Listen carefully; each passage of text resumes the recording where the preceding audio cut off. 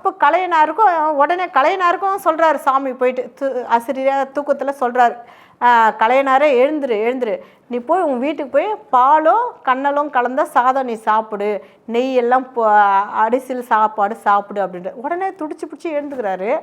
இவருக்கு தெரியும் சாப்பாட்டுக்கே வழி இல்லை, அங்கே எப்படி வந்து நெய் சாப்பாடு பால் சாதம்லாம் கிடைக்கும். ஆனால் சொன்னவர் வந்து அசரீரியாக சாமி சொன்னார், இருந்தாலும் நம்ம சாமி சொன்னதை நம்ம ஏற்றுக்காமல் இருக்க முடியாது அப்படின்னு சொல்லிட்டு எழுந்து போகிறாரு. அவர் இல்லம் வந்து பார்க்குறாரு. பார்த்தா அவர் பழைய இருந்த வீடே இல்லை. இப்போ பார்த்தீங்கன்னா பிரம்மாண்டமாக இருக்குது.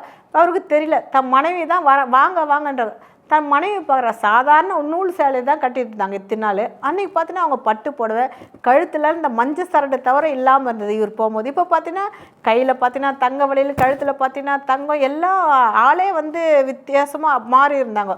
அப்போது என்னம்மா இது அப்படின்னு கேட்குறாரு. அப்போ அந்த அம்மா சொல்லுவாங்க, அல்லொத்த கண்ணன் அல்லொத்த கண்டர் எம்மான் அருள் தர வல்லேன்.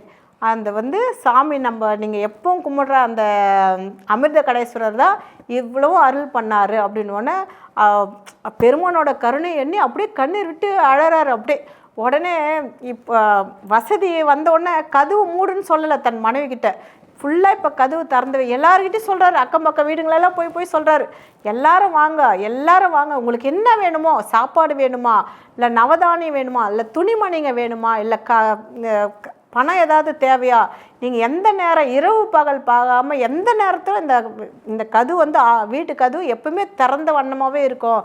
இப்போ அந்த வசதி வந்தோடனே அவருக்கு குணம் மாறலை, இன்னும் அதிகம் செய்யணும், எல்லாருக்கும் மக்களுக்கெல்லாம் நல்லது செய்யணும் அப்படின்னு சொல்லிட்டு எல்லாருக்கிட்டையும் சொல்கிறாரு. எந்த நேரத்துலையும் என் வீட்டு கதவு திறந்தே இருக்கும், என்ன வேணாலும் நீங்கள் வந்து வாங்க அப்படின்ட்டு எல்லாருக்கும் வந்து கொடுக்குறாரு எல்லாருக்கும்.